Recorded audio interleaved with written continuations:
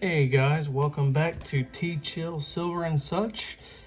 I want to talk about a really cool topic today for this video, and it's a topic that not really a lot of people think about, I don't believe, on a daily basis, but it's about the face value of coins from the constitutional silver or the 90% silver or junk silver era. And it kind of goes back to, during the time, like if you had a quarter or a dollar, $half or a dollar, like it held over until today. So we still have the same denominations, but like, why did they make silver, currency in the same, format we have now? They had made that silver in 90% silver. And like, I want to kind of go through why that makes sense, why it made sense to make them, a 10 cents, a 10 cent piece, a 25-cent piece, a 50-cent, a $1, and so on. So I just kind of want to go through that. I know we've covered junk silver before, but this is kind of a different angle on it, and I really honestly think this will be a fun topic to explore, because it goes into not only older currency but newer. Some of these the layouts have not changed, and so I want to go through that today. Hope you guys enjoy this, because this is super interesting to me, and I think that not a lot of people really think about what the denominations and stuff, like actually meant, or like why they mean that. So I wanted to go over that. So first off, I just want to start with, and we have a good background here with a bunch of nice silver dimes. We got some Mercs, we got some Barbers, some Seed Liberties. Of course, we got some Roosevelt dimes in there as well. But I wanted to mention this, that like basically, since ancient times, silver has been a popular medium for coinage. It was, as part of the circulating coinage of the United States from the dawn of the U.S. Mint, which was, the late 1700s until 1971, when silver was removed from the Kennedy $half. That's when they went, 64 was the last year of 90% silver. Then they went down to 40% with the Kennedy halves until 71. The business strikes of the Washington quarter and Roosevelt dimes lost their silver in 65, which there were some strike errors that were on planchets that were, actual silver coins, but they were not supposed to be. And those are, worth a good bit of money today. But today, the U.S. Mint continues to produce millions of silver coins annually for what bullion collecting. They do it for the if you collect the proof sets, the silver proof sets, they do that. That commemorative coins, and of course they do the American Silver Eagles, which they've done for a long time. But that's all fine and good, but you come into an issue with when you get to those 100% or the 93.9 fine silver coins with the high premiums, and the demand is so high and the supply is not that great. So I just want to share my love and share the love in general for the 90% silver stuff, and why you guys need to be stocking up now, before silver actually spikes again. So let's just kind of get into it. I mean, honestly, if you think about it, silver what last traded below $15 an ounce in 2008. So it's been a while since silver was low. And we're sitting kind of between that 23 and 25 range, which we sat for a little bit. But man, things are crazy. Honestly, you never know what's going to happen, if it's going to go crazy up, crazy down. But I can honestly see silver continuing to go up, to stair step, just as well as gold. but I see silver kind of doing that a little bit quicker, just for the intrinsic value. Because if we're getting rid of the idea that a fiat currency is going to be the main source, so like, I'm sure that most people here watching know the things are going on China and Russia and things where they're trying to get a different worldwide currency. They're building up a lot of gold, silver, stuff like that. So if that were to happen, which I think we're probably moving towards, the prices of gold and silver are going to absolutely skyrocket. So really, right now is the best time to get into the market. And I mean, kind of with that, let's just jump into some of this 90%. Now, this is just a book that I've kind of half put together. I got a lot of these in canvas bags, which I highly recommend. It keeps them out of the elements and everything. But with 90%, you really don't have to be that careful with them. I'm wearing gloves just because I got some Morgans here I want to show, but like, you usually don't have to wear gloves. I mean, I usually don't when I'm handling 90%. So let's move to the actual quarters in this bunch, which are here.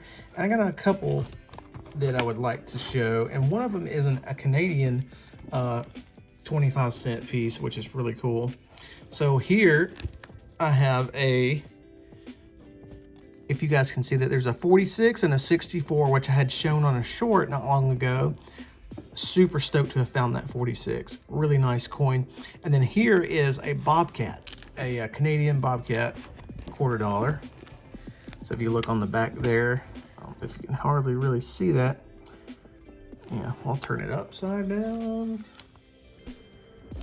There we go. 25 cents, Canada. That's a centennial coin. I guess it would be 100 years. That's pretty cool. So there's their version of the quarter. So it's pretty cool. But yeah, so silver all the way, which the US being, this is 90%. I want to say that Canadian 25-cent piece is 80%. So a little bit different, but not too bad. And I highly recommend looking at Canadian junk silver as well, or constitutional silver. You can find some good deals there. But yeah, the Washington quarters, 90% silver from 1932 until the Coinage Act of 1965, which was passed kind of, I would say a little bit early, but they say it was a coin shortage in the early 1960s, so that they passed this act making the Washington quarter and then the Roosevelt dime not be in silver anymore. What the government does is kind of shady regardless, but what can you do? So let's just look at the prices of what this would be. So if you had, say today, if silver was $25 an ounce, that the Washington quarter melt value would be $4.52 per quarter. Now that's pretty good for 25 cents. Now think of this, and this is not far off. I think this could happen pretty quickly. If silver were $30 an ounce, then the quarter melt value would go up a full dollar to $5.42, almost a full dollar. So you got to think, that's 25 cents that you're converting to $5.42. Like, the conversion is just amazing. And I mean, I think honestly, it's even better for the dimes. Sorry about that. But I think the quarters are really hard to find, especially in good condition. So honestly, I think your best buy is dimes. I love silver dimes, love to buy silver dimes. So I think that silver dimes should be the part that is in the spotlight, or the piece of junk silver, constitutional silver, that's in the spotlight for people right now, just because of the availability. And man, you can get a bunch of dimes. So it's like, think about this, $1.40 is 1 ounce. So 14 dimes is 1 full ounce, troy ounce of silver. Easy conversion there.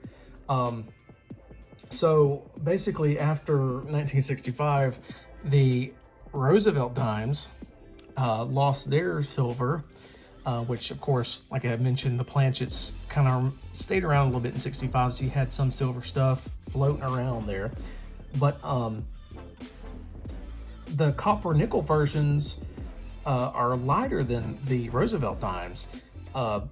They're 2.27 grams thereabouts versus 2.5 grams, with being the silver version. Which, if you're trying to figure out, okay, I have a 65 Roosevelt dime, if you weigh it, that's a good way to find out if it's actually silver or if it's clad.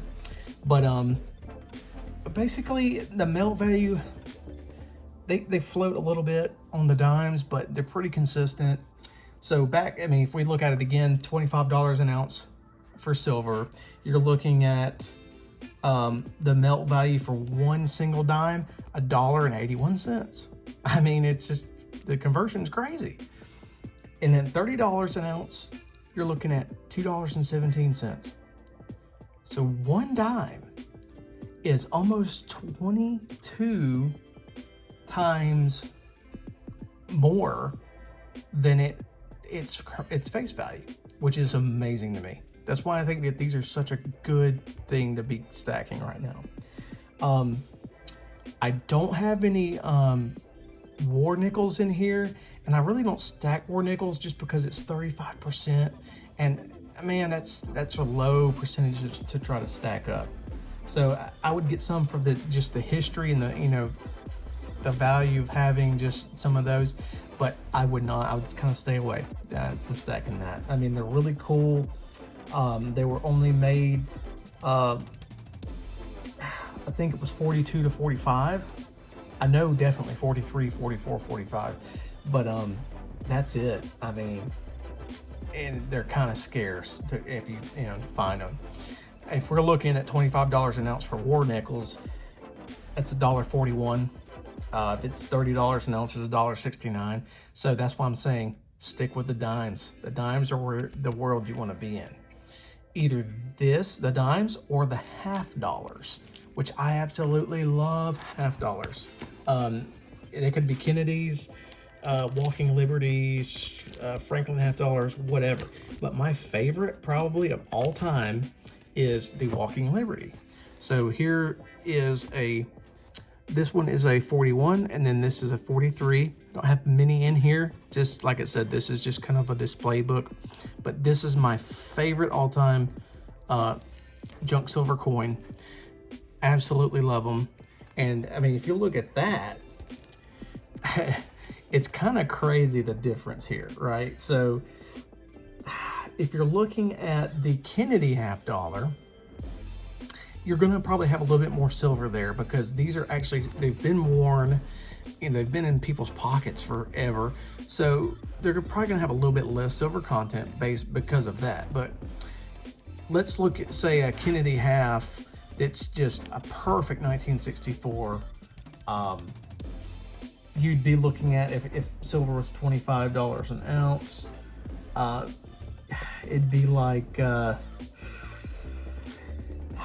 I'm trying to see what let me do a quick calculation here, because I'm trying to think. At 20 an ounce, it'd be like $10.85, like almost $11. So if it was 25, it'd be like about $17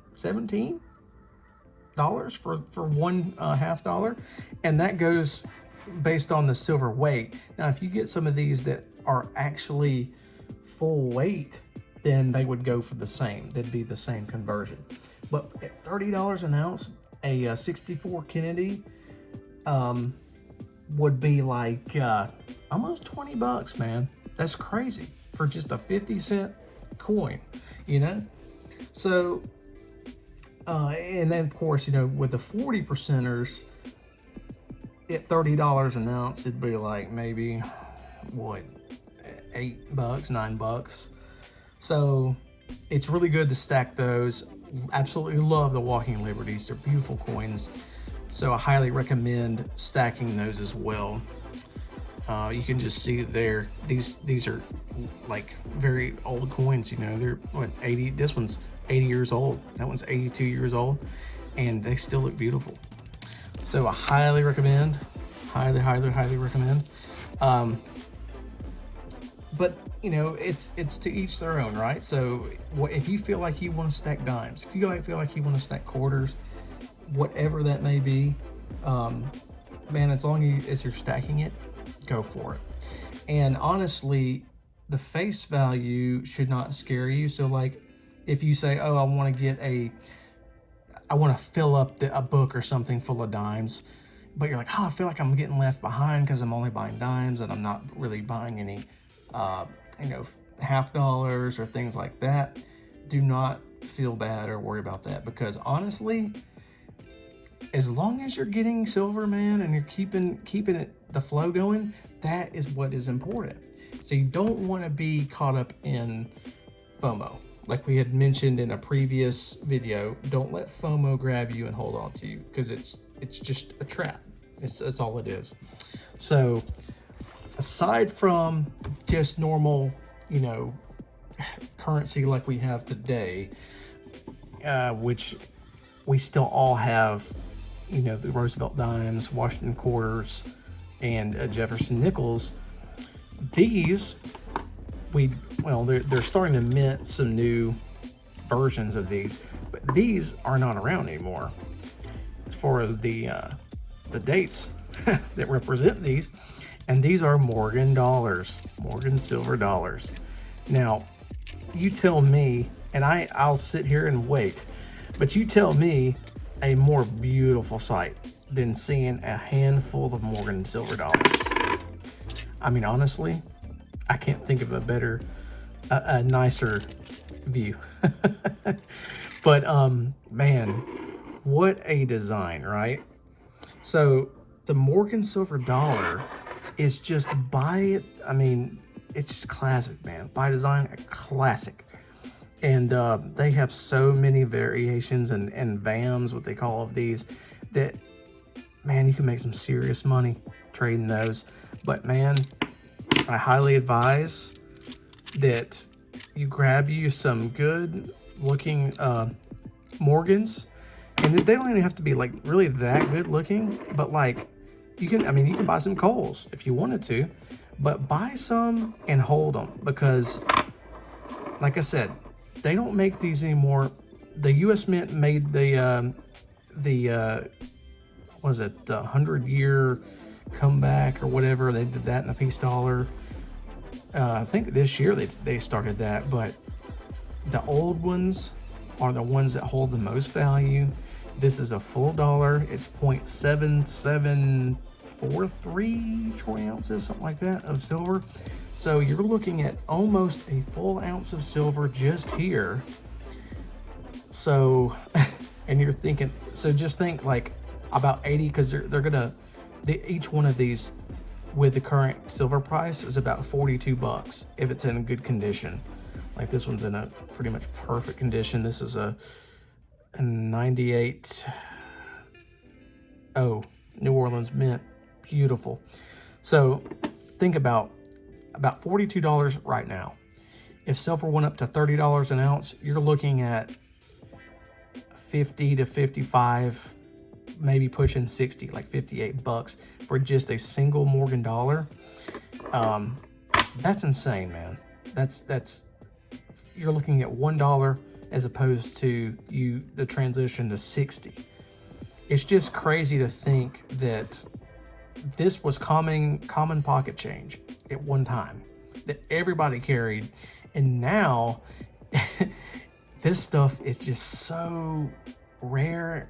I'll say it's not crazy rare, but it's just so valuable, and you want to have this stuff. This stuff is what you want to have to stack for 90%. This is the creme de la creme, I would say, of 90% stacking. And all you new guys out there, if you have to start out with getting some Coles, some older Morgan dollars that are just kind of like worn, that's fine, man. Like they're still going to be close to 3/4 of a troy ounce, and yeah, they may not look so pretty, but you're still getting that silver. and you'll probably get it at a better price. But eventually you'll want to get some that do have a really good look to them, and that comes into the category of getting coins graded, because some of these can really, really go for big money.